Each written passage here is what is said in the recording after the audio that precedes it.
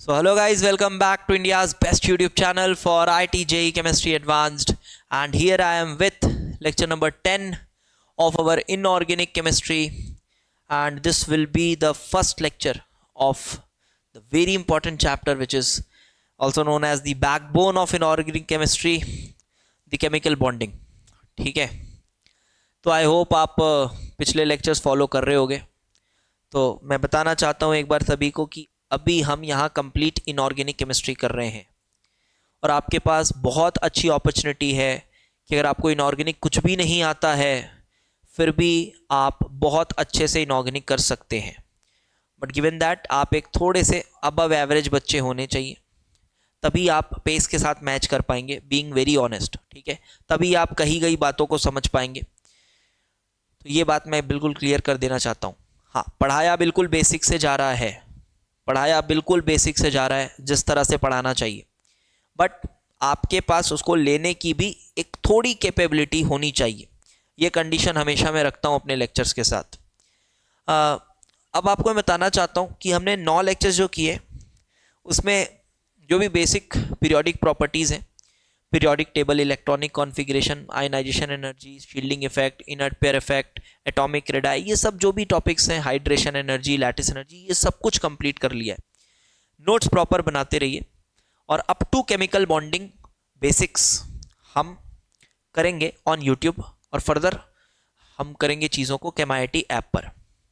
एक और चीज़ आपको मैं बताना चाहता हूँ कि complete organic chemistry and complete physical chemistry, इसके पूरे रिकॉर्डेड लेक्चर्स आपको अवेलेबल मिल जाएंगे। और मैं अभी हाईली आपको रिकमेंड करना चाहता हूँ कंप्लीट ऑर्गेनिक केमिस्ट्री।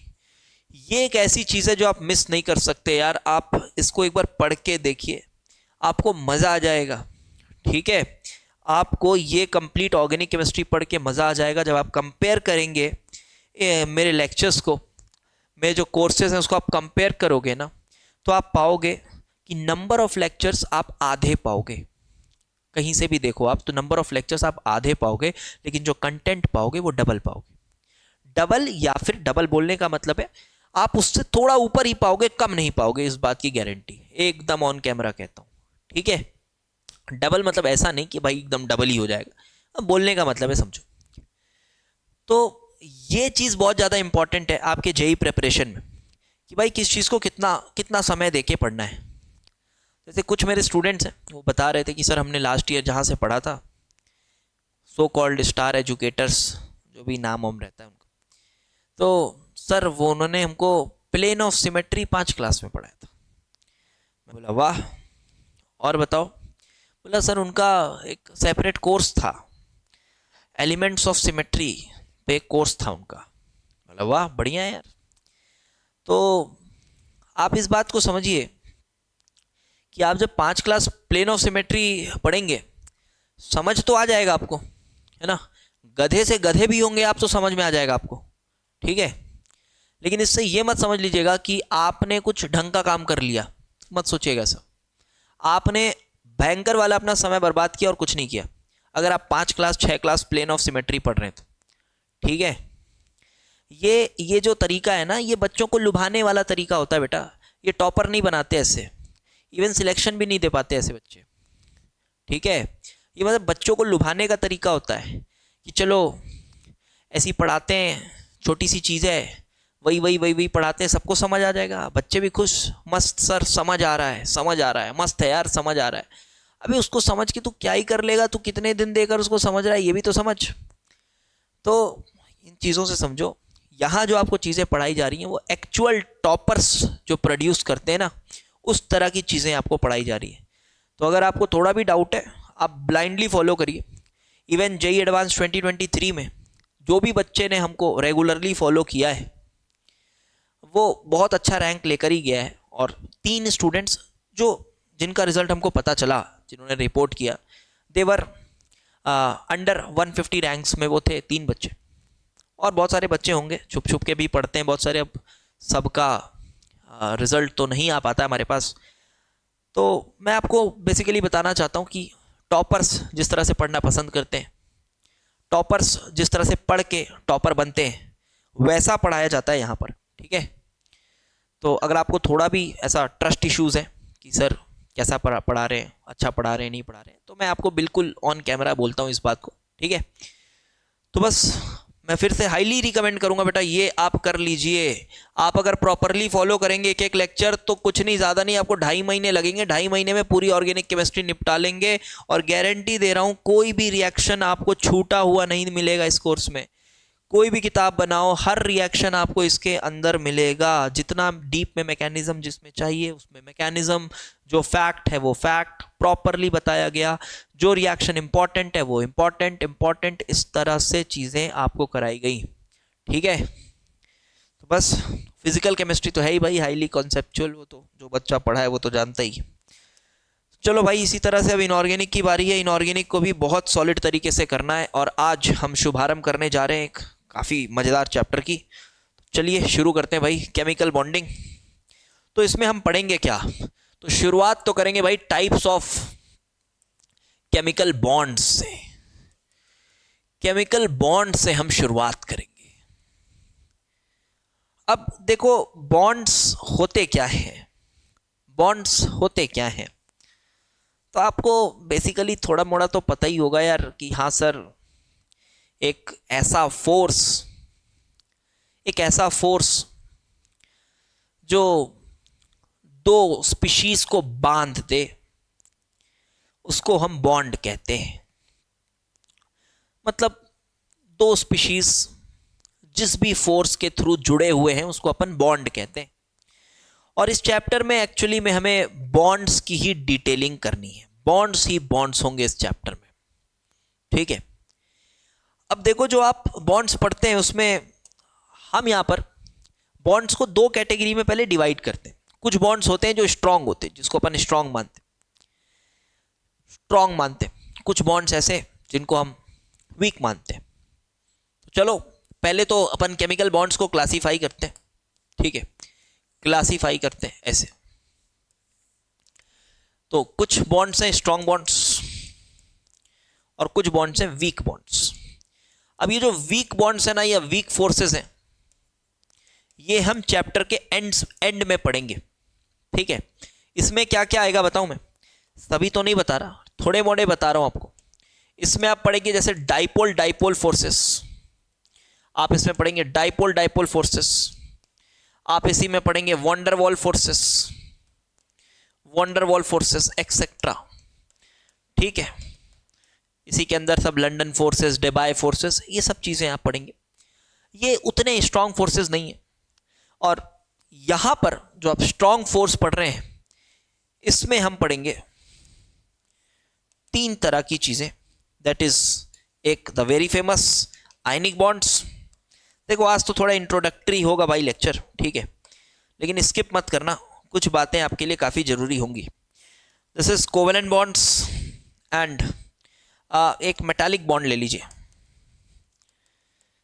तो आपको थोड़ा थोड़ा आइडिया तो होगा ही सब चीज़ का, एकदम बेसिक जो क्लास 10th वाले लेवल की आइडिया है वो तो आपको होना चाहिए कि हाँ, आयनिक बॉन्ड मतलब दो आयंस, इलेक्ट्रोस्टैटिक फोर्स, खपाक, ऐसा बन गया बॉन्ड।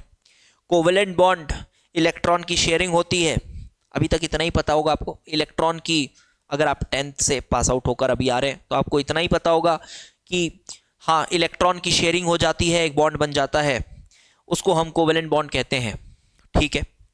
तो भाई देखो, ये जो चैप्टर है इसमें हम 90% of the chapter will revolve around covalent bonds. पूरा चैप्टर लगभग आप बोल सकते हो कि कोवेलेंट बॉन्ड्स के बारे में ही हम समझ रहे होंगे। तो अभी एक लाइन में तो मैं नहीं बताऊंगा आपको कि हाँ कोवेलेंट बॉन्ड भाई ये है, ऐसा होता है, पढ़ेंगे हम चैप्टर।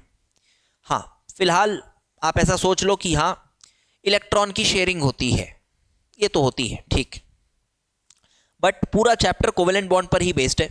और फिर आता है मेटालिक बॉन्ड, इसके बारे में पढ़ेंगे, मेटालिक बॉन्ड मतलब मेटल्स।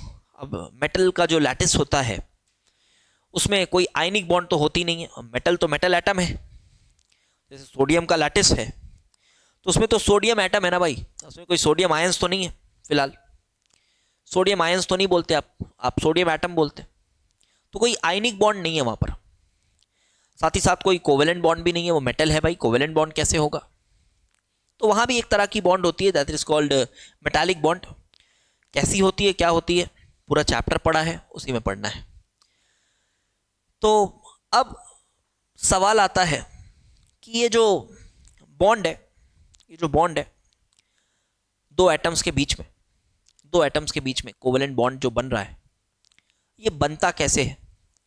इसका एक चैप्टर शुरुआत होता है, वो होता है एक पोटेंशियल एनर्जी डायग्राम से। तो चलो पहले उस पोटेंशियल एनर्जी डायग्राम को देखते हैं और फिर बात करेंगे ये बॉन्ड बनता क्यों है। तो इस पे मैं थोड़ा सा एक दो शब्द आपके साथ शेयर करना चाहूँगा कि ये बॉन्ड बनता कैसे है, ये जो सवाल है, मतलब बनता क्यों है, ये सवाल बच्चों के मन में आता है कि बॉन्ड बनता क्यों है। तो कुछ लोग इसका रीज़न स्टेबिलिटी बताते हैं कि हाँ स्टेबिलिटी आ रही है, स्टेबिलिटी आ रही है तो बॉन्ड बन रहा है, स्टेबिलिटी आ रही है तो बॉन्ड बन रहा है। लेकिन अगर आपने थर्मोडायनेमिक्स ढंग से पढ़ा है तो कोई भी चीज़ क्यों हो रहा है उसका सिर्फ एक कारण है, स्टेबिलिटी स्टेबिलिटी नहीं है भाई, स्टेबिलिटी कारण नहीं है, उसका सिर्फ एक कारण है, एंट्रोपिक कैलकुलेशंस। उसी से समझ में आता है कि कोई भी चीज़ हो रही है, उसके होने से यूनिवर्स की एंट्रोपी बढ़ रही है। कोई केमिकल रिएक्शन क्यों हो रहा है सर, केमिकल रिएक्शन होता ही क्यों है सर, इन सभी फालतू सवालों का जवाब सिर्फ एक है कि उसके होने से एंट्रोपी ऑफ यूनिवर्स बढ़ती है।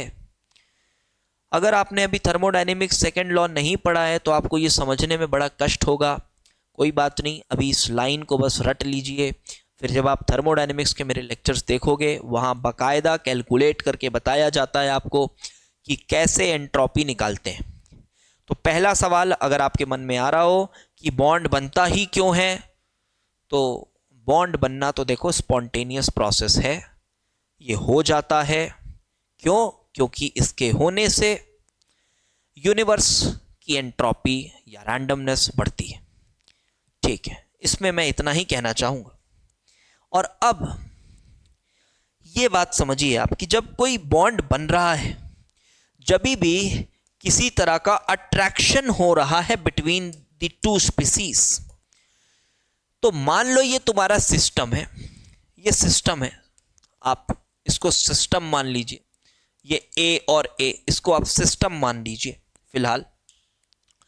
और जब दो चीजों के बीच अट्रैक्शन होता है ना, अट्रैक्शन होता है, तो अट्रैक्शन होते वक्त क्या हो रहा होता है? जब अट्रैक्शन हो रहा है, अट्रैक्शन हो रहा है, इसका मतलब क्या?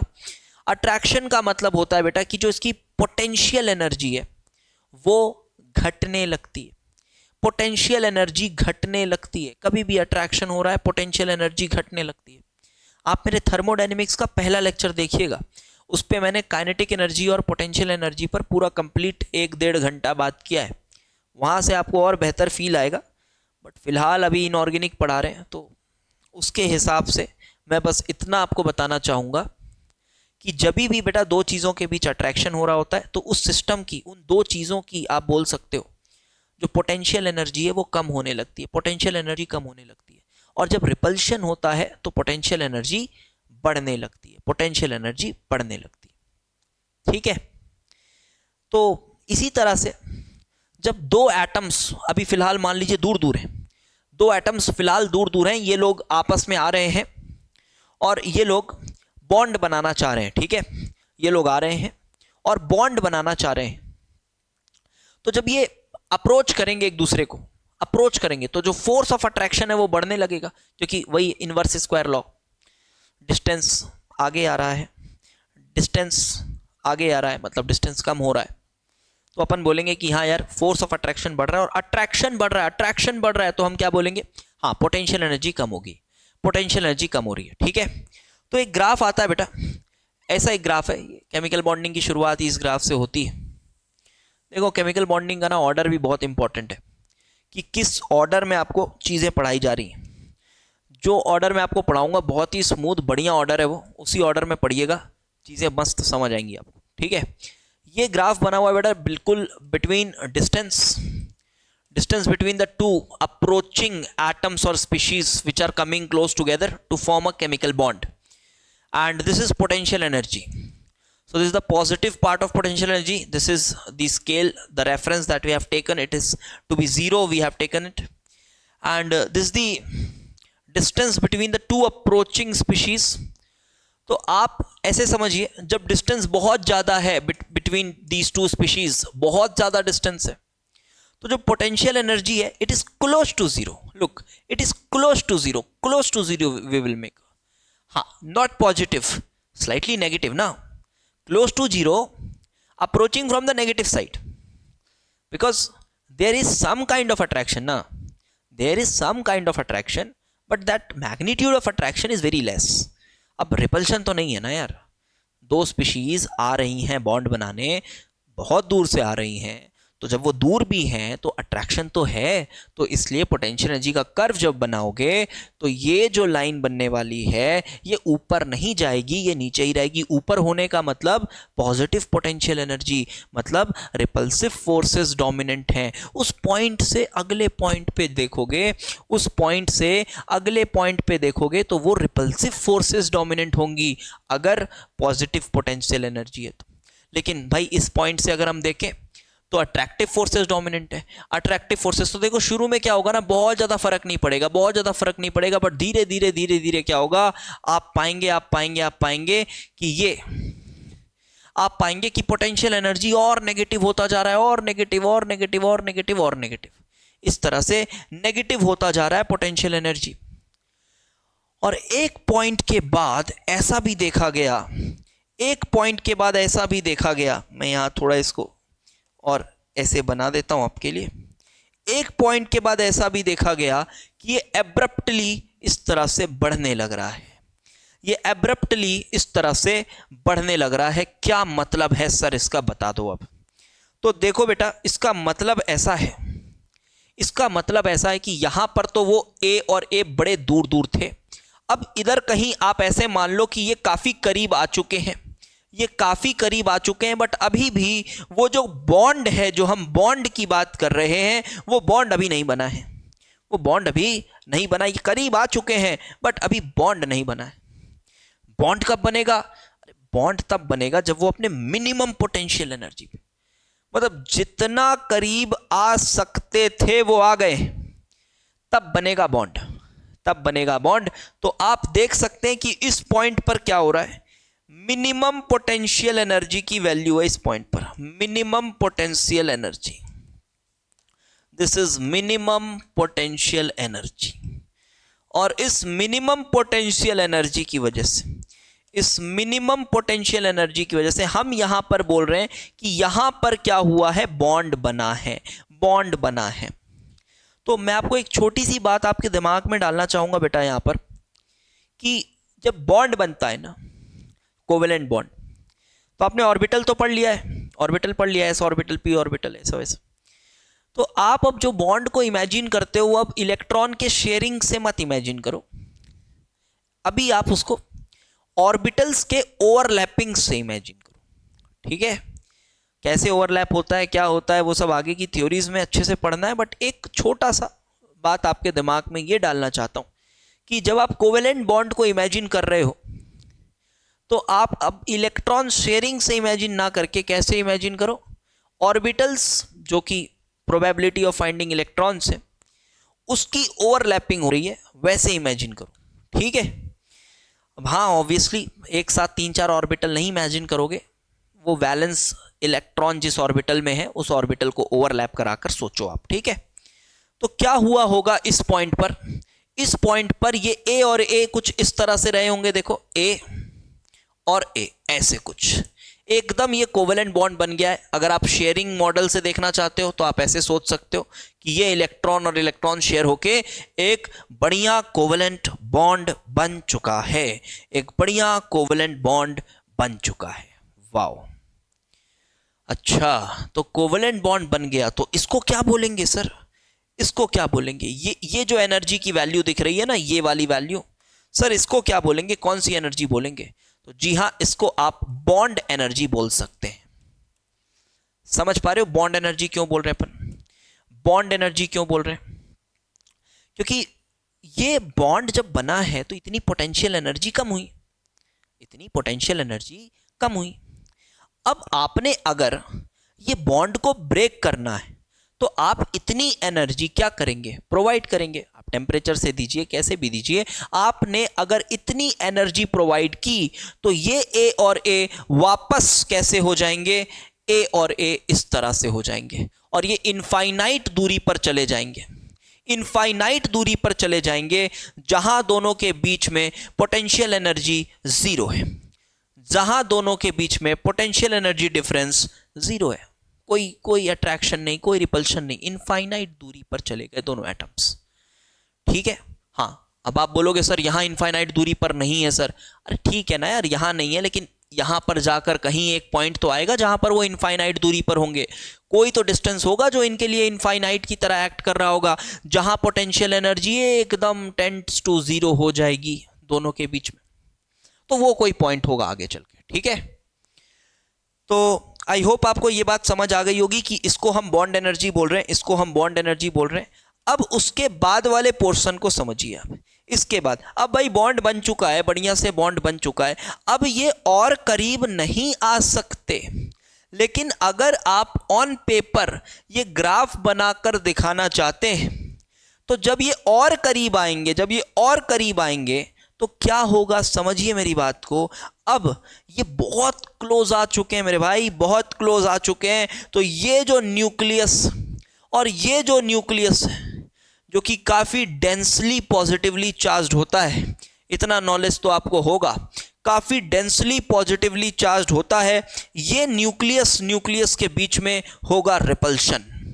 और जब रिपल्शन होता है तो न्यूक्लियस के बीच में रिपल्शन का मतलब क्या है, ए और ए के बीच का रिपल्सन। अबे क्योंकि न्यूक्लियस ए का ही तो है, वो न्यूक्लियस ए का ही है, तो ए और ए के बीच में रिपल्सन, तो ए और ए के बीच में रिपल्सन होगा, तो रिपल्सन होगा तो क्या होगा, पोटेंशियल एनर्जी एब्रप्टली बढ़ेगी। थोड़ा सा डिस्टेंस आपने बढ़ाया, पोटेंशियल एनर्जी एब्रप्टली बढ़ रही है। तो ये पोटेंशियल एनर्जी वर्सेस डिस्टेंस का ग्राफ है। ये ग्राफ आपको बहुत कायदे से समझना होगा। 2020 जेईई एडवांस में इस ग्राफ से शानदार क्वेश्चन आया हुआ था। ठीक है, तो ये आई होप आपको ये बात समझ में अच्छे से आ गई होगी। अब आगे बढ़ते हैं और चलिए कोवेलेंट बॉन्ड की इतिहास से चीज़ों को शुरू करते हैं। आयनिक बॉन्ड, और उसके बाद फिर पढ़ेंगे बाद में मेटेलिक बॉन्ड, और फिर लास्ट में पढ़ेंगे वीक फोर्सेस। खैर कोवेलेंट बॉन्ड इतना ज़्यादा है कि आपको लगेगा कि हाँ यार बहुत कुछ पढ़ा दिया सर ने। तो let us start covalent bonds and the very first Lewis theory, इसकी बात करते हैं। सबसे पुरानी थ्योरी लुईस की, जिसने शुरुआत की कि हाँ यार कोवेलेंट बॉन्ड्स जैसी चीज़ें होती हैं, क्यों बनती हैं, कैसे बनती हैं, थोड़ा मोड़ा इसने बातें किया। अब देखो एक बात और मैं बताऊं, फिर से वही आपको, जैसे एटॉमिक स्ट्रक्चर में आप पढ़ते हो, कोई भी मॉडल 100% आपको सही नहीं मिलता। कुछ मॉडल्स बड़े सिंपल होते हैं, सिंपल होते हुए कुछ अच्छी अच्छी चीज़ों को समझा पाते हैं। तो जिन चीज़ों को वो समझा पाते हैं हम उस मॉडल का वहाँ यूज़ किया करते हैं। अब आप बोलोगे कि मैं बोर्स मॉडल का यूज़ करके मल्टी इलेक्ट्रॉन सिस्टम को समझाना चाहता हूँ, तो वो पॉसिबल नहीं है। लेकिन जब आप सिंगल इलेक्ट्रॉन सिस्टम की बात करते हो तो बोर्स मॉडल बढ़िया इफेक्टिव है। समझ पा रहे हैं? जब आप सिंगल इलेक्ट्रॉन सिस्टम की बात करते हो तो बोर्स मॉडल बढ़िया इफेक्टिव है, तो आप बोर्स मॉडल का उस समय यूज़ करते हो, because quantum model is quite difficult to handle, और इस वजह से आप वहाँ बोर्स मॉडल यूज़ करते हो। काम चलता है, बढ़िया चलता है, क्योंकि असली सच्चाई तो देखो किसी को नहीं पता। असली सच्चाई क्या है, कैसा है, वो तो किसी को नहीं पता, सच बताऊं तो। ठीक है, माइक्रोस्कोपिक लेवल पर असली सच्चाई किसी को नहीं पता। हाँ, मॉडल्स हैं, काम करते हैं, बढ़िया है, जब तक कर रहे हैं बढ़िया है। तो यहाँ भी कुछ उसी तरह की चीज़ें होंगी। जब अपन लुईस थ्योरी पढ़ेंगे तो इसके भी ड्रॉबैक्स आएंगे, बहुत सारे फॉल्ट्स आएंगे, क्योंकि बहुत पुरानी थ्योरी है। कितना मॉडर्न साइंस कितना डेवलप किया, कितने सारे इक्विपमेंट्स आए, कितने सारे इंस्ट्रूमेंट्स आए जो कि और बेहतर रिजोल्यूशन के साथ मॉलिक्यूल्स को देख पा रहे होते हैं, तो ऑब्वियसली इम्प्रूवमेंट्स तो आए होंगे। तो आपको ये इस नज़र से नहीं पढ़ना है अरे लुइस तो फालतू है यार, ऐसा है वैसा नहीं, ऐसे नहीं। इसमें से जो बातें लेने लायक है उसको हम लेंगे, आगे बढ़ेंगे, जो कमियां हैं उसको भी डिस्कस करेंगे, और इसी तरह से ये चैप्टर आगे बढ़ता जाएगा। ठीक है, जैसे हम पढ़ेंगे बॉन्डिंग की थ्योरीज, जब पढ़ेंगे तो आप वैलेंस बॉन्ड थ्योरी पढ़ेंगे, तो जब आप वैलेंस बॉन्ड थ्योरी पढ़ रहे होंगे आपको अच्छा लग रहा होगा, बट फिर उसके कुछ ड्रॉबैक्स आएंगे, तो फिर हम जाएंगे थोड़ी और एडवांस थ्योरी की तरफ, मॉलिक्यूलर ऑर्बिटल थ्योरी की तरफ जाएंगे हम। तो वो एक्सप्लेन तो बढ़िया करेगा सब चीज़ों को, बट अगेन वो थोड़ा कॉम्प्लिकेटेड होगा, काफ़ी मैथमेटिकल होगा, उतना कन्वीनियंट नहीं होगा उसको यूज़ करना। ठीक है, बस वही है, ऐसे ही चलेगा ये चैप्टर। तो थोड़ी मेच्योरिटी रखें, किस तरह से पढ़ना है, किस तरह से अप्रोच करना है, वो समझ के चलें। आज पहला लेक्चर है, इंट्रोडक्टरी लेक्चर है, इसलिए मैं इतनी बातें आपको बता रहा हूँ चैप्टर के बारे में। बट बातें बताते बताते बहुत सारी चीज़ पढ़ भी लेंगे 1 घंटे में, टेंशन मत लो। ठीक, तो लुईस थ्योरी क्या बोलता है, देखो इसके हिसाब से तो भाई ऑक्टेट ही सब कुछ है। ये एकदम शुरुआती बातें, ऑक्टेट ही सब कुछ है, बस ऑक्टेट के अलावा कुछ नहीं। इसका तो यही कहना था, ऑक्टेट ही सब कुछ है। हाँ, हाइड्रोजन के केस में ड्यूप्लेट है, हाइड्रोजन के केस में ड्यूप्लेट है, वो बात ठीक है। हाइड्रोजन के केस में वो ऑक्टेट नहीं होता, वो ड्यूप्लेट है। लेकिन लुईस के हिसाब से इसने कहा भैया देखो ऑक्टेट ही सब कुछ है। हर एक एटम कुछ इस तरह से बॉन्ड बनाना चाहता है,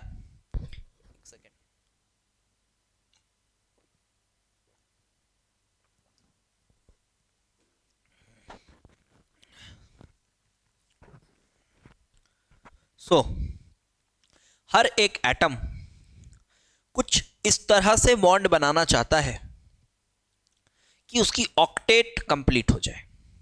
शेयरिंग होगी इलेक्ट्रॉन्स की, 10th क्लास में इतना तो पढ़े हो गया। तो उसकी ऑक्टेट कंप्लीट हो जाए, वो इस तरह से कोशिश करता है। और हाइड्रोजन अपनी ड्यूप्लेट कंप्लीट करता है, कुछ इसी तरह से, कुछ बेसिक बातें। जैसे हाइड्रोजन है, हाइड्रोजन का 1 इलेक्ट्रॉन है, वो कोशिश करेगा कि मैं एक और बॉन्ड बना लूं जिसकी वजह से मेरी ड्यूप्लेट कंप्लीट हो जाएगी। इसी तरह से आप ऐसे सोचते हैं कि अपने पास ऑक्सीजन एटम है, तो ऑक्सीजन के पास जब आप कॉन्फ़िगरेशन लिखते हो तो आप लिखते हो 2,6, तो 6 वैलेंस इलेक्ट्रॉन है। तो ऑक्सीजन का एटम कोशिश करता है कि वो कोशिश करता है कि वो 2 बॉन्ड्स बना ले ताकि उसका भी ऑक्टेट कंप्लीट हो जाए। ये सब 10th क्लास की बातें हैं, ठीक है। तो लुईस एक्चुअली में यही बात करता है कि देखो यार ऑक्टेट ही सब कुछ है, सभी एटम्स इस तरह से बॉन्ड्स बनाएंगे कि ऑक्टेट कंप्लीट हो जाए। ठीक है, ठीक है, ये ऑक्टेट कंप्लीट कर दिए। फिर इसी तरह से नाइट्रोजन है, तो नाइट्रोजन है तो N N N ऐसा है, फिर N इधर भी है ऐसा, तो ये बनाएगा 1 2 3 ट्रिपल बॉन्ड, क्योंकि इसको अपनी ऑक्टेट कंप्लीट करने के लिए 3 बॉन्ड बनाना था। ऑक्टेट कंप्लीट करने के लिए 3 बॉन्ड बनाना था। इसी तरह से फ्लोरीन मॉलिक्यूल आप देखेंगे, जब F2 की बात करेंगे, F2 F2 F2, तो आप पाएंगे F की इलेक्ट्रॉनिक कॉन्फ़िगरेशन है 2,7, और 7 इलेक्ट्रॉन्स अगर इसके पास हैं तो ये भी अपनी ऑक्टेट कंप्लीट करने के लिए कहेगा मुझे 1 बॉन्ड और बनाना है, 1 बॉन्ड और बनाना है। लो भाई बना लो सिंगल बॉन्ड। ठीक है, तो ये हुए simple octet कंप्लीशंस।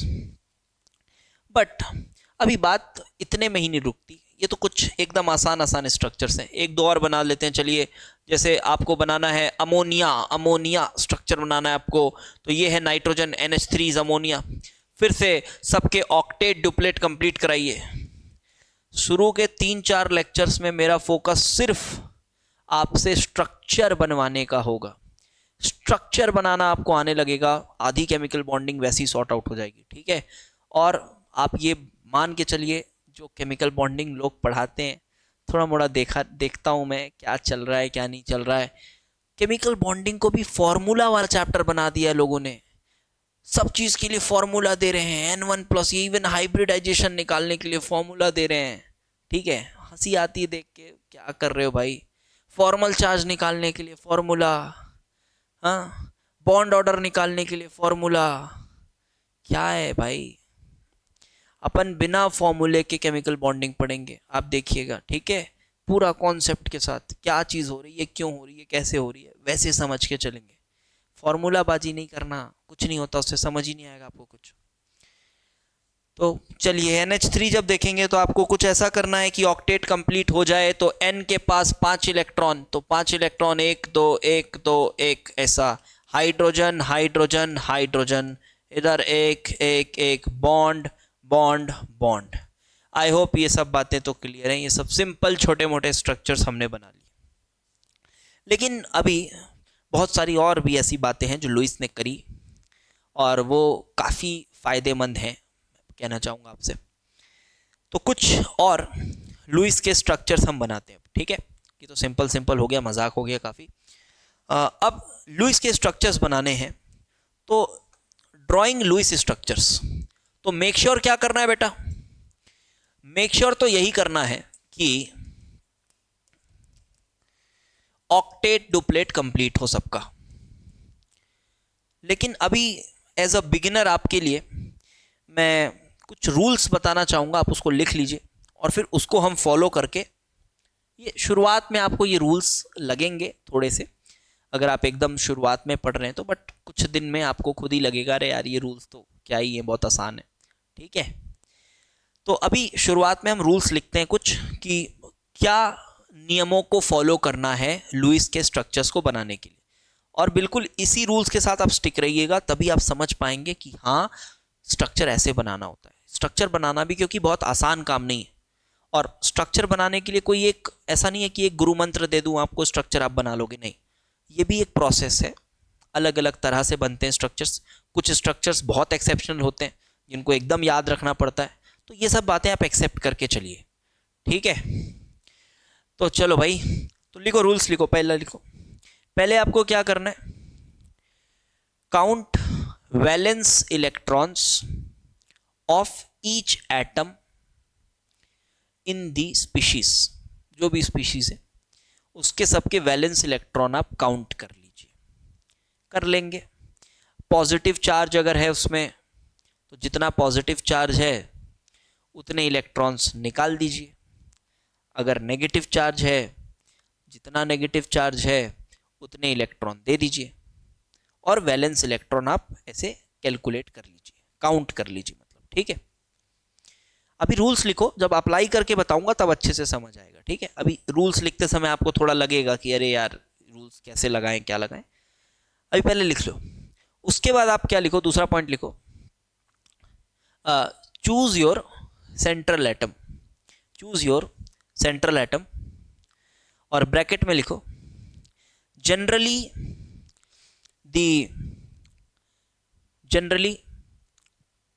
the less electronegative atom is chosen as the central atom.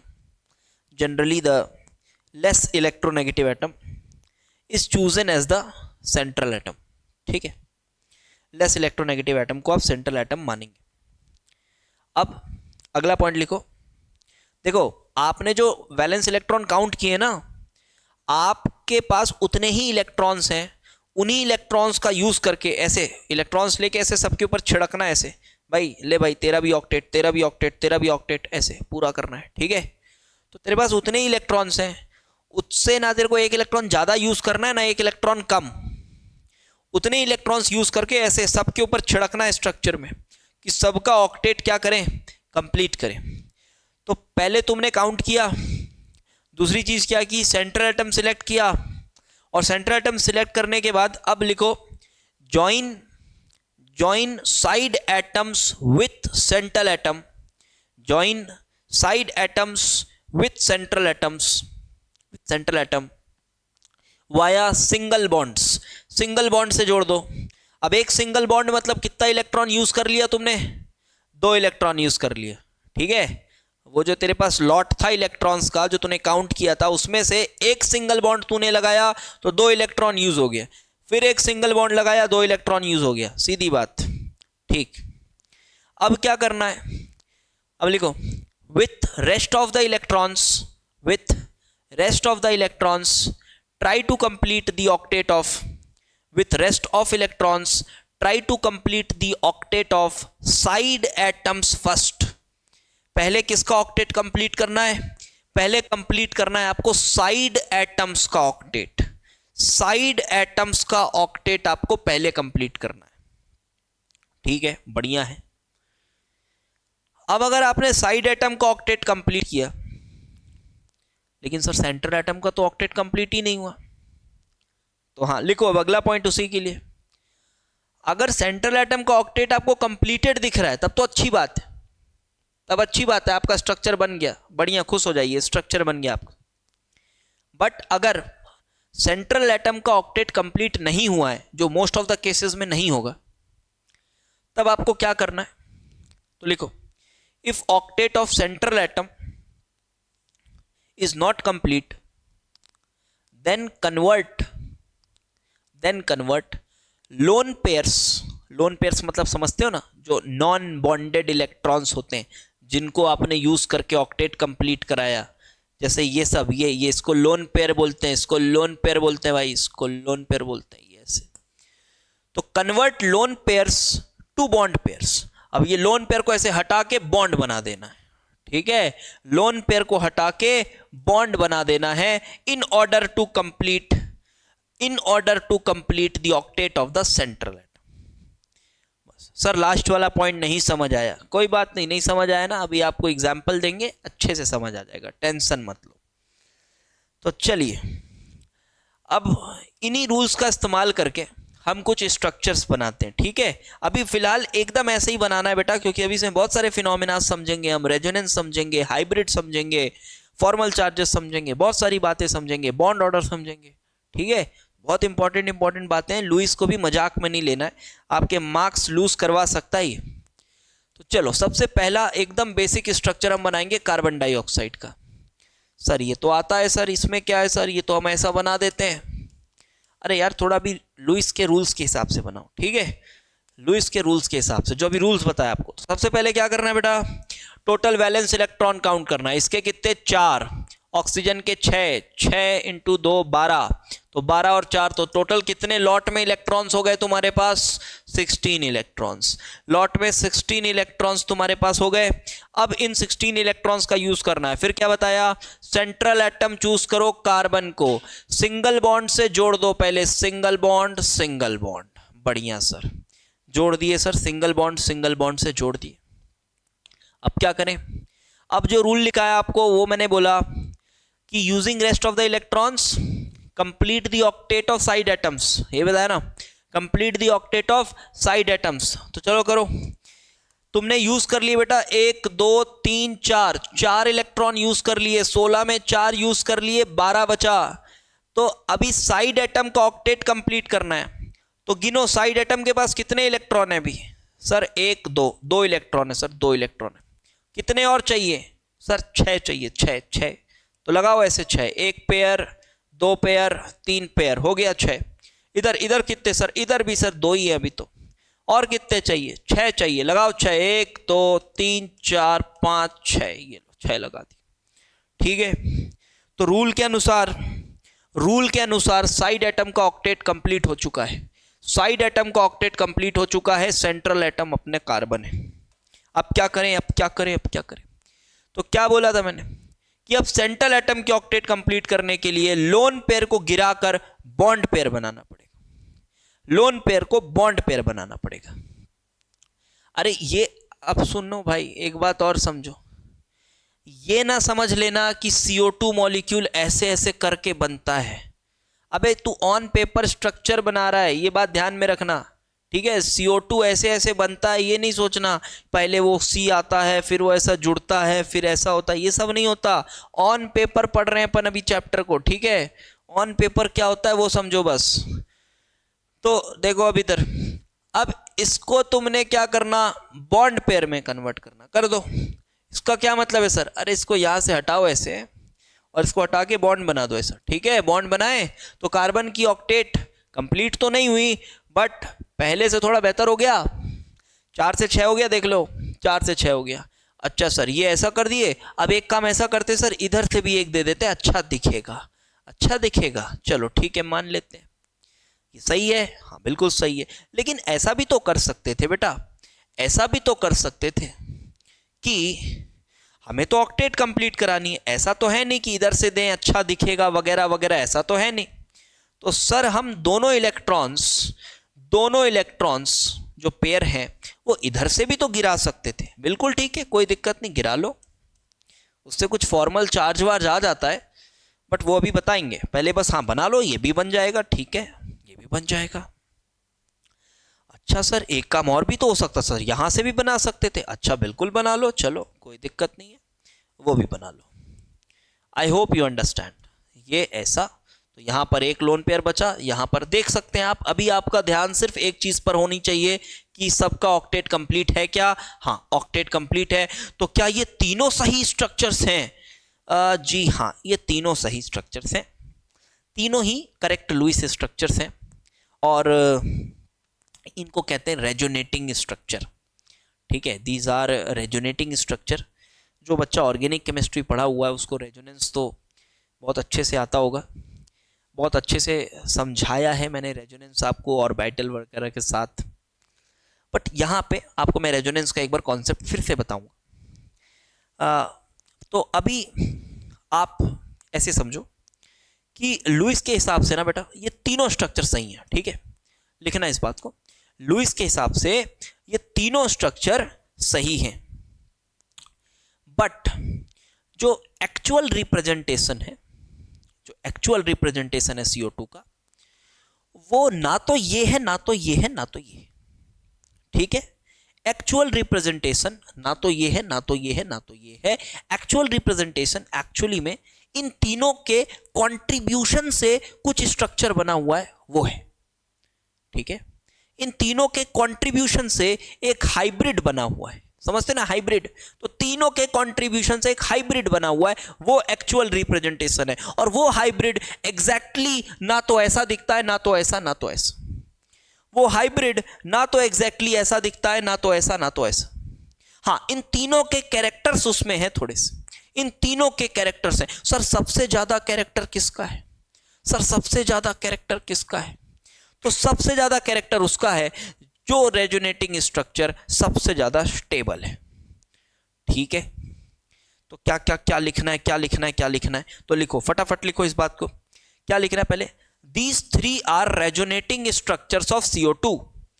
ऐसे हर एक मॉलिक्यूल का रेजोनेटिंग स्ट्रक्चर बन सकता है, तो ये रेजोनेटिंग स्ट्रक्चर्स है। Actual representation of a molecule is given by its hybrid. Actual representation of a molecule is given by its hybrid, which is made by the contributions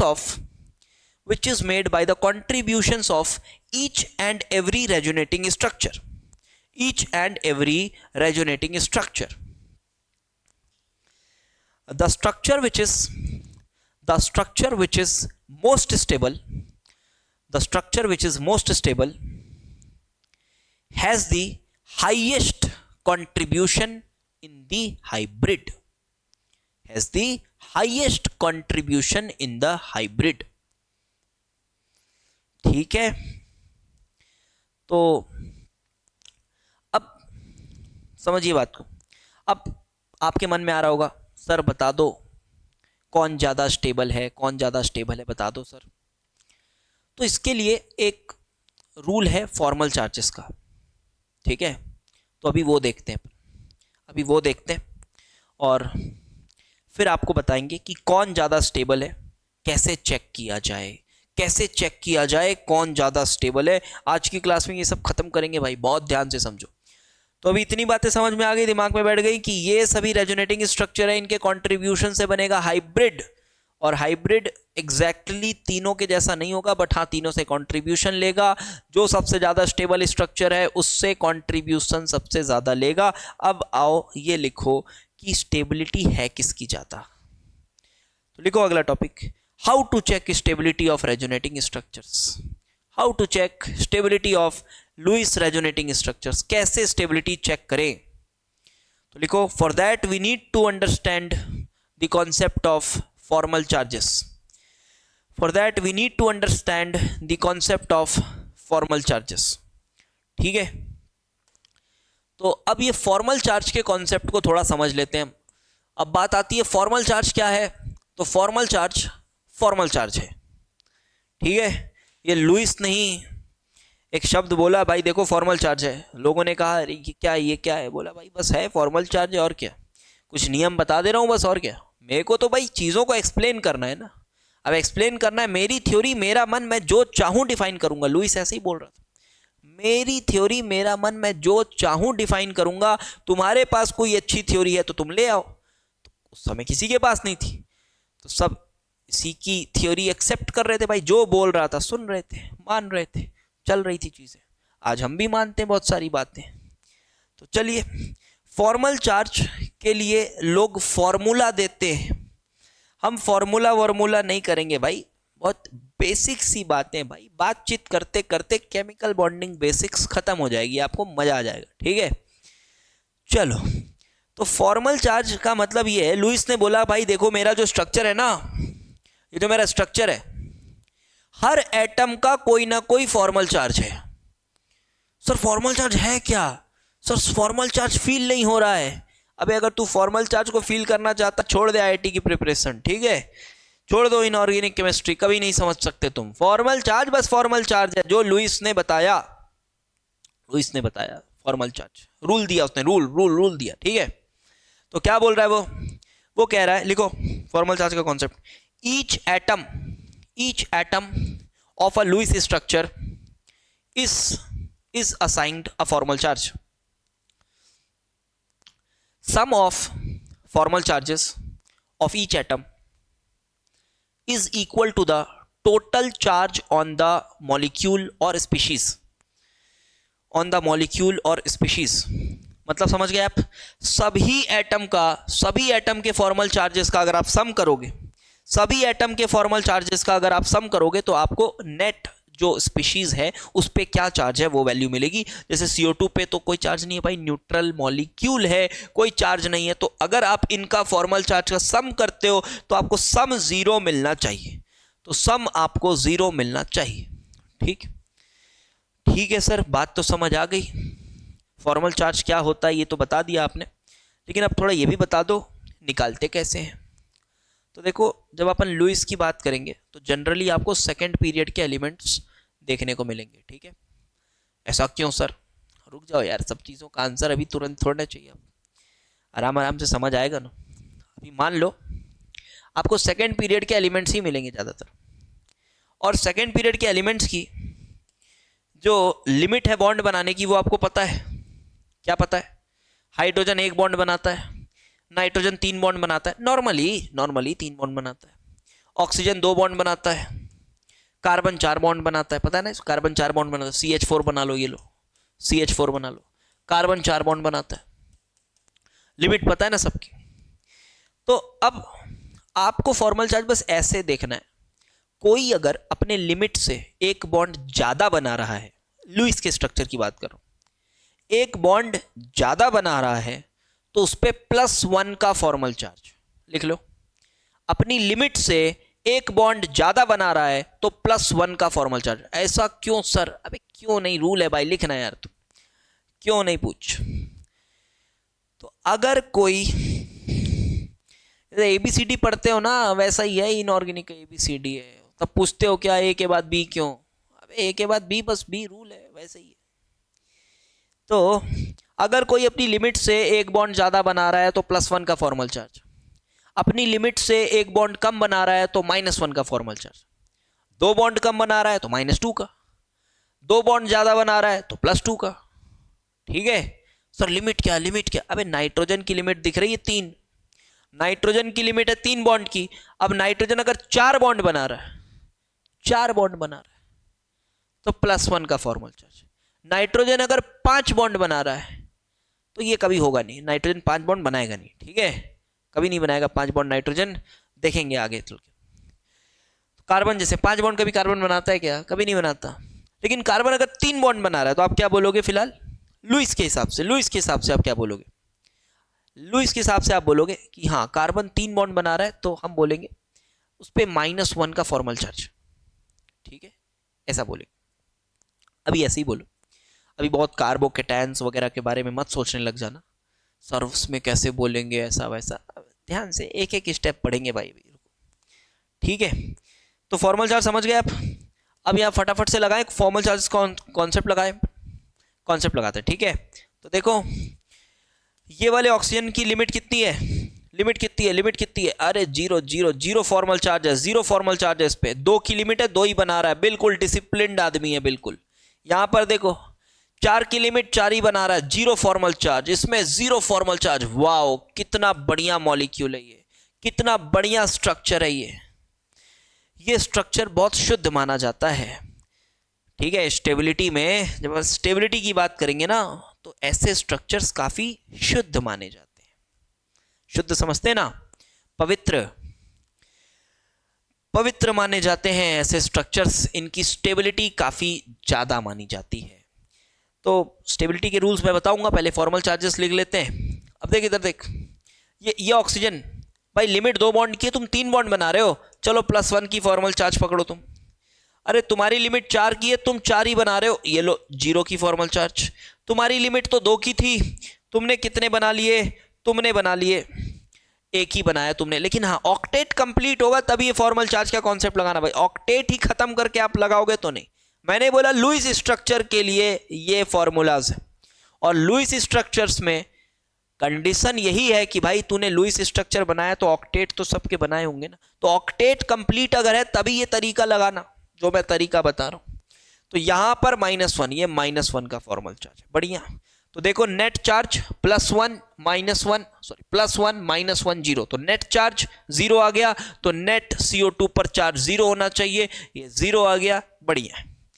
यहां पर भी ऐसे ही दिख रहा है -1 0 +1, जी हाँ। तो स्ट्रक्चर्स तो तीनों सही हैं, लेकिन सर अब ये तो बता दो, सर अब ये तो बता दो कि स्टेबल कौन है ज्यादा, ये तो बता दो स्टेबल कौन है ज्यादा। तो देखो ना यार, लिखो रूल ऑफ स्टेबिलिटी के लिए, पहली पॉइंट लिखो फॉर्मल चार्जेस, आप समझ लीजिए फॉर्मल चार्जेस अगर ज्यादा हैं तो ये मनहूसियत की निशानी है।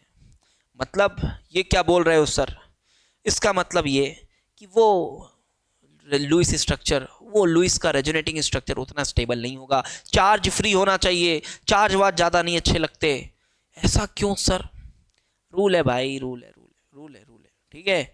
चार्ज अशुभ हैं, चार्ज मनहूस हैं, चार्ज नहीं होना चाहिए, तब वो स्ट्रक्चर ज़्यादा स्टेबल होंगे। लुईस कह रहा है भाई एक्सप्लेन हो रही है ना, ये मानने से चीज़ें एक्सप्लेन हो रही है ना, बस यही करना है, ठीक है। ऐसा मानो चीज़ें एक्सप्लेन होंगी भाई, ये थ्योरेटिकल साइंटिस्ट हैं, थ्योरेटिकल साइंटिस्ट ऐसे ही होते हैं, वो कुछ पोस्टुलेट्स देते हैं कि भाई देखो, लोग जाते हैं, एक्सपेरिमेंटल साइंटिस्ट उनके पास जाता है, बोलता है भाई भाई भाई देखो यार मैंने ये एक्सपेरिमेंट किया है, मैंने ये एक्सपेरिमेंट किया है, ये चीज़ें मुझे देखने को मिली हैं, ऐसी ऐसी चीज़ें मुझे देखने को मिली, अरे थोड़ा समझाओ भाई ये कैसे हो रहा है। तो वो जो साइंटिस्ट होता है ना थियोरेटिकल, वो क्या बोलता है, वो बोलता है अच्छा कुछ दिन का समय दो, हम आपको समझा देते हैं ये क्यों हो रहा है, लेकिन कंडीशन ये है जो बोलेंगे मानना पड़ेगा। तो बोलता है ठीक है भाई कोई दिक्कत नहीं, अगर आप समझा दोगे, थोड़ा बहुत लॉजिकल लगेगा मुझे तो मैं मान लूँगा। तो ये भी कुछ उसी तरह की बात है, ठीक है।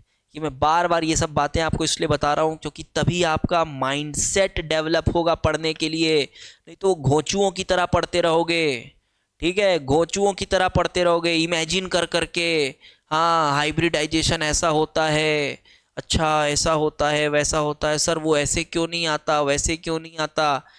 फिर मास्टर लोग समझाने भी लगते हैं उसको, अच्छा बेटा ऐसा होता है ना इसलिए नहीं आता, ऐसा नहीं आता। फिर समझ तो आता नहीं, क्यों, क्योंकि उसका कोई एक्सप्लेनेशन ही नहीं है, तो कहाँ से समझ में आएगा। ऐसी बहुत सारी बातें हैं इनऑर्गेनिक में जिसका कोई एक्सप्लेनेशन है ही नहीं, तो हमको उसको एक्सेप्ट करना पड़ेगा, भाई ये कैसे है ऐसे है, तो जैसा है वैसा पढ़े सब्जेक्ट को। लिखे भाई फॉर्मल चार्ज, क्या लिखे, चार्ज अगर है तो अच्छी बात नहीं है। दूसरी बात एक और लिखे, अगर लाइक चार्जेस पास पास है ना, लाइक चार्जेस पास पास है तो ये और बुरी बात है, रिपल्सन, रिपल्सन से समझ लो, लाइक चार्जेस पास पास हैं, रिपल्सन ज्यादा होगा, पोटेंशियल एनर्जी बढ़ेगी, स्टेबिलिटी उस स्ट्रक्चर की कम हो जाएगी। लिख लो लाइक चार्जेस पास पास नहीं होने चाहिए, लाइक चार्जेस पास पास नहीं होने चाहिए, ठीक है। अनलाइक चार्जेस ज्यादा दूर नहीं होने चाहिए। अनलाइक चार्जेस प्लस माइनस, वाह अट्रैक्शन, बहुत ज्यादा दूर मत करो, प्लस माइनस को जुदा मत करो, पास रहने दो, ठीक है। इसको बुक्स में ऐसा लिखा रहता है, charge separation of unlike charges, जितना दूर करोगे, charge separation of unlike charges decreases the stability. समझ गए बात? डिक्रीजेस दी स्टेबिलिटी, स्टेबिलिटी को घटा देती। तो दो तीन बातें तो आप समझ गए कि अगर लाइक चार्जेस पास पास है, जैसे किसी एटम पे -2 का चार्ज है ना, किसी एटम पर, लिखो इस बात को भी, किसी एटम पर -2 का चार्ज है, इसका मतलब उसमें माइनस माइनस ऐसे दो लाइक चार्जेस बैठे हुए, तो वो बहुत बुरी बात होती है।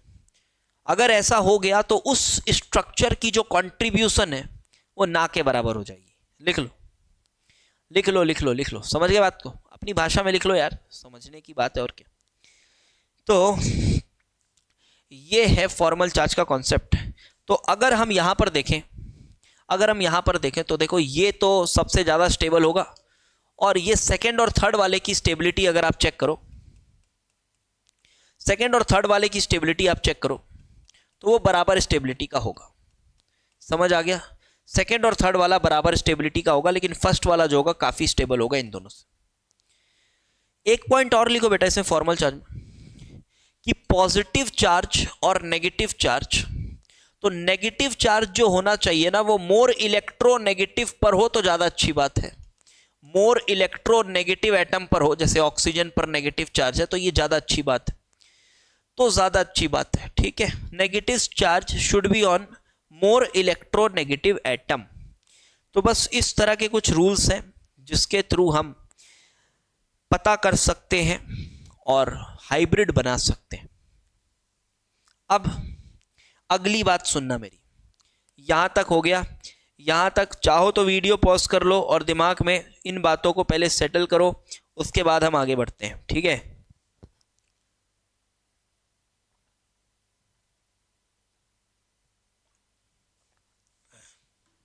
थोड़ा सा यार प्यास लग जाती है मेरे को, क्योंकि मेरे कोई भी लेक्चर आप उठा के देखोगे, आप किसी भी लेक्चर में कट वट नहीं पाओगे, ना कोई एडिटिंग पाओगे, ठीक है।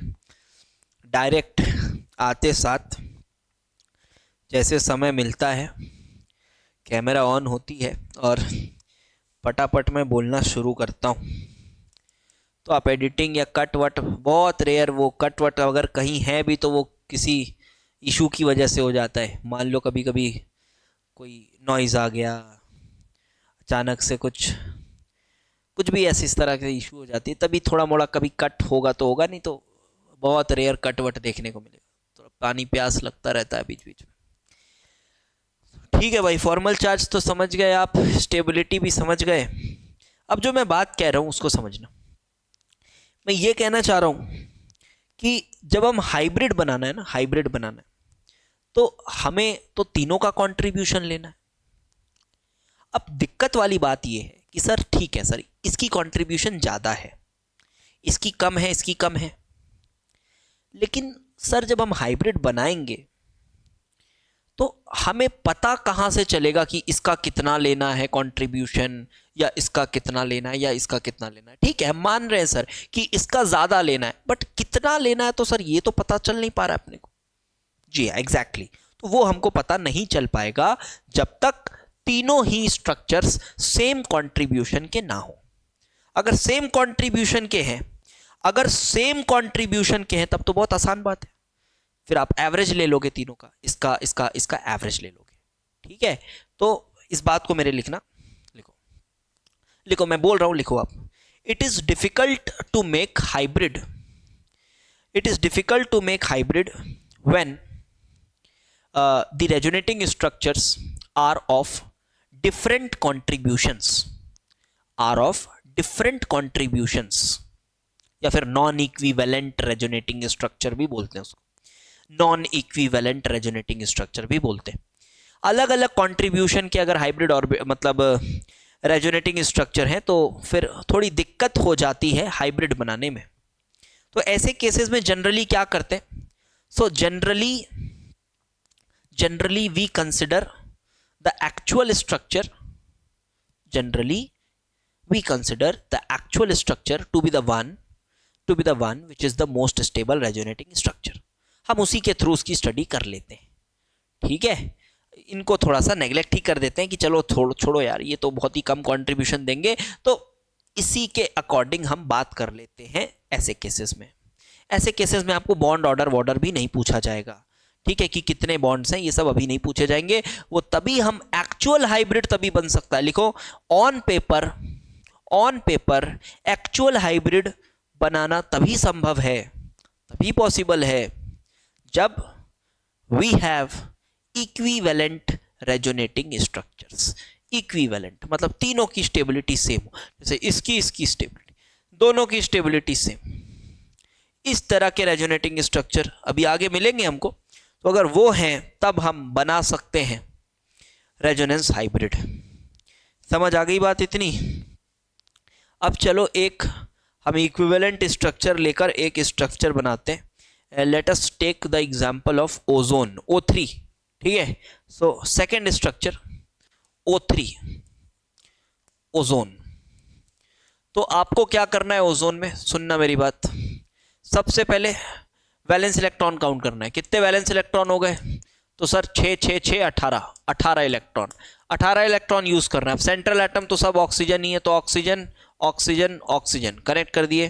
क्या बोला था? कनेक्ट वाया सिंगल बॉन्ड्स, तो कनेक्टेड वाया सिंगल बॉन्ड्स हो गए सर, कनेक्ट हो गए सिंगल बॉन्ड से। अब क्या करना है?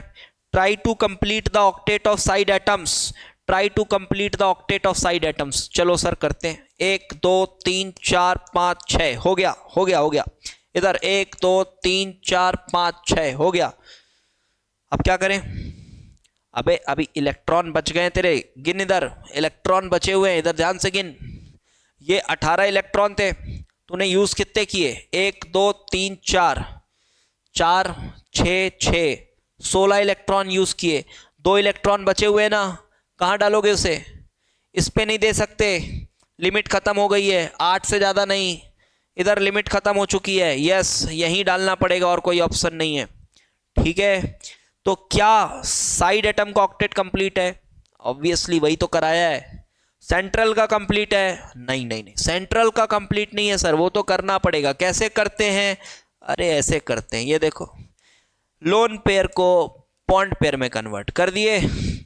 सर ये काम तो इधर से भी करा जा सकता था। अरे कर लो ना, कोई टेंशन नहीं, लो कर लो इधर से, ये लो, ऐसे हो गया।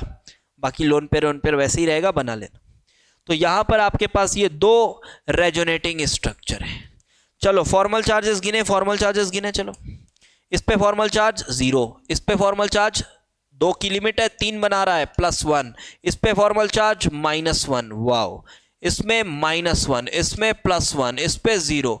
अरे चलो स्टेबिलिटी कंपेयर करो। अरे सर स्टेबिलिटी तो सेम लग रही है, देख लो आप, स्टेबिलिटी तो बिल्कुल सेम लग रही है।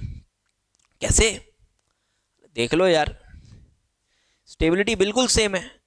जैसे फॉर्मल चार्जेस इस एटम पर हैं, वैसे ही फॉर्मल चार्जेस उस एटम पर हैं, तो यहां पे स्टेबिलिटी सेम है। तो ऐसे रेजोनेटिंग स्ट्रक्चर को क्या बोलते हैं बेटा?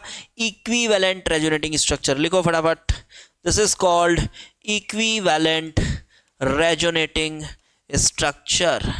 Equivalent resonating structure, yes, this is equivalent resonating structure. क्या इसका हाइब्रिड बनाना पॉसिबल है? अरे बिल्कुल पॉसिबल है, हाइब्रिड बनाते हैं इसका। चलो कॉमन सेंस से बनाना है हाइब्रिड, ठीक है, कॉमन सेंस से हाइब्रिड बनाते हैं। चलो इसको देखो, एवरेज लेना है बेटा, ठीक है। ये देखो चैप्टर ही कॉमन सेंस का है यार, ध्यान से सुनते जाओ बस।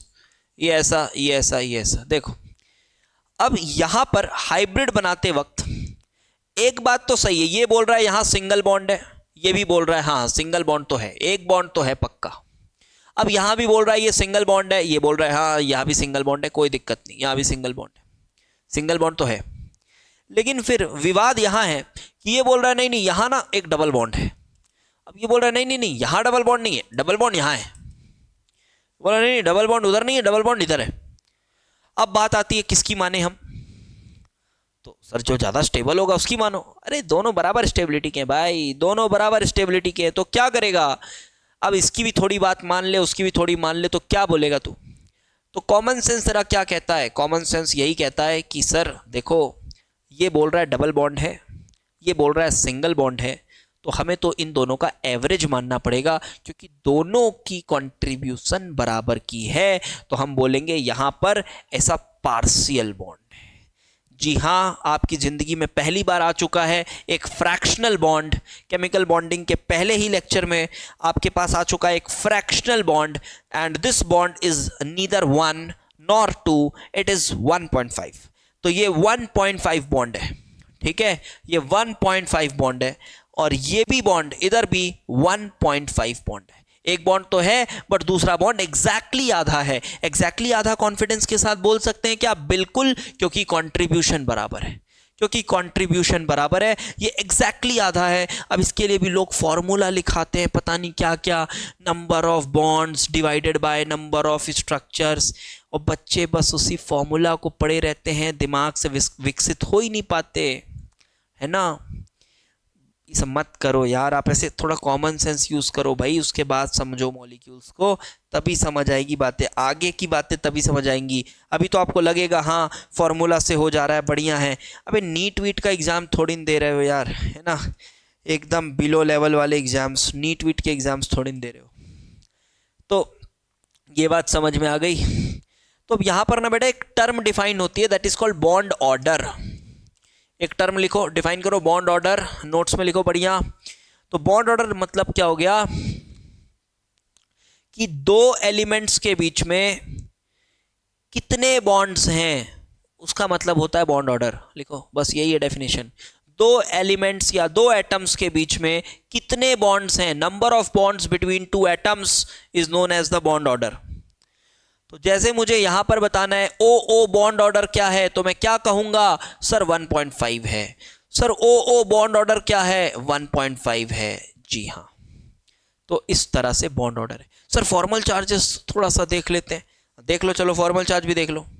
देखो यहां पर 0 फॉर्मल चार्ज है, यहां 0 फॉर्मल चार्ज है, यहां +1 का फॉर्मल चार्ज है, यहां -1 का फॉर्मल चार्ज है, यहां -1 का फॉर्मल चार्ज है, यहां यहां +1 का फॉर्मल चार्ज है, और यहां भी 0 फॉर्मल चार्ज है। अब अगर आपसे मैं ये कहता हूं, कि बेटा मुझे ना एक एक एटम पे फॉर्मल चार्जेस बताओ कितने हैं हाइब्रिड पे, कॉमन सेंस लगाओ। बॉन्ड ऑर्डर समझ गया, 1.5 1.5। अभी हाइब्रिड पर ये एटम्स पर फॉर्मल चार्ज कितना है? तो देख इस एटम को देख, ये बोल रहा है 0 है, ये वाला स्ट्रक्चर कह रहा है नहीं नहीं इस पे 0 फॉर्मल चार्ज है, और ये क्या कह रहा है? ये कह रहा है इस पे -1 है, ये कह रहा है -1 है। किसकी माने, किसकी माने? अरे भाई एवरेज मान लेना यार, ऐसा सोच ले कि -1 का चार्ज दो एटम्स पे है, ऐसे। तो -1 का चार्ज ऐसे सोच ले, देखिए -1 का चार्ज है, ये दो एटम्स पे, या तो इसमें या तो इसमें। यहां भी देख -1 का चार्ज इसमें नहीं है, इसमें। तो क्या बोलोगे तुम? एवरेज कैसे निकालोगे बेटा? पर एटम कितने का चार्ज हुआ? -1 का हुआ ना, सॉरी, पर एटम कितने का चार्ज हुआ? -0.5 का हुआ ना एवरेज से। जी हाँ, तो यहां पर इस एटम पर -0.5 यूनिट्स ऑफ चार्ज है, फॉर्मल चार्ज, और इस पे भी -0.5 यूनिट्स ऑफ फॉर्मल चार्ज है, बाय कॉमन सेंस। और यहां पर ये +1 है, और ये भी कह रहा है कि +1 है, तो क्या +2 बोल देंगे? अबे +2 क्यों बोलेगा, +1 ही बोलेगा। +1 यूनिट ऑफ फॉर्मल चार्ज यहां है, +1 यूनिट ऑफ फॉर्मल चार्ज यहां है, ठीक है। एवरेज एवरेज समझ गए? तो देखो हाइब्रिड में नेट चार्ज कितना है, हाइब्रिड में -0.5 -0.5 +1, मतलब नेट चार्ज 0 है। तो ये ओजोन का मॉलिक्यूल है, ये उसकी हाइब्रिड की स्टडी। ये हुआ ओजोन का हाइब्रिड, ये हुआ ओजोन का हाइब्रिड। आई होप ये चीज़ें आपको क्लियर हो गई होंगी। और अभी अगले लेक्चर में थोड़े और लुईस के कॉन्सेप्ट्स को, लुईस के स्ट्रक्चर्स को थोड़ा और एनालाइज करेंगे, और 8-10 स्ट्रक्चर्स कम से कम बनाएंगे, तब जाके आपको एक अच्छी पकड़ मिलेगी इसमें, ठीक है। और केमिकल बॉन्डिंग में मैं बता दूं, क्वेश्चन से ज़्यादा इंपॉर्टेंट नोट्स हैं। नोट्स में आपके सब कुछ ही लिखा दूंगा मैं, हर केस ही लिखा दूंगा, अगर आपको नोट्स का हर एक पॉइंट अच्छे से याद है, कोई भी क्वेश्चन में कोई नया अप्रोच नहीं चाहिए होता। जैसे फिजिकल केमिस्ट्री में नोट्स के बाद क्वेश्चंस बनाने ज़रूरी होते हैं, यहाँ नोट्स अगर आता है तो क्वेश्चन में कोई नया अप्रोच नहीं होता, बस आपको आता है तो आता है। ठीक है, तो नोट्स बहुत अच्छे से लिखिए और बहुत अच्छे से याद करिए। फिर से एक बार याद दिलाना चाहूँगा, अगर अभी तक आपने ऑर्गेनिक और फिजिकल मेरे से नहीं पढ़ी है तो आप एक बार पढ़ के देखो, आपकी ज़िंदगी पार हो जाएगी, मज़ा आ जाएगा आपको। ठीक है, आप पढ़ के देखो, मज़ा आ जाएगा। जेई की प्रिपरेशन एकदम अलग लेवल पे पहुंच जाएगी आपकी। और वीडियोस को भाई शेयर करते जाओ, शेयर करो, जिस भी एजुकेशन ग्रुप्स में हो आप, वहाँ वीडियोस को शेयर करो, हेल्प करो थोड़ा और नंबर्स को बढ़ाने में, चैनल को और ज़्यादा दूर दूर तक पहुंचाने में हेल्प करो। कोई अगर आपसे फीडबैक मांग रहा है चैनल का, तो एक जेन्युइन ऑनेस्ट फीडबैक उसको ज़रूर दीजिए आप। ठीक है, अगर आप पढ़ रहे हैं छुपाइए मत बातों को, आप एक जेन्युइन फीडबैक ज़रूर दीजिए, क्योंकि ये चैनल का जो ग्रोथ है ये सब इसी बात पर डिपेंड करता है कि आप अपना ऑनेस्ट फीडबैक किस तरह से स्प्रेड करते हैं। तो बस ये रिक्वेस्ट है आपसे, आप थोड़ा सा एफर्ट्स को रिकॉग्नाइज़ करिए, और पढ़ाई तो कर ही रहे हैं, थोड़ा सा साथ में ये काम करेंगे तो मेरे को भी एक बढ़िया पुश मिलेगा। ठीक है, थैंक्स फॉर वॉचिंग।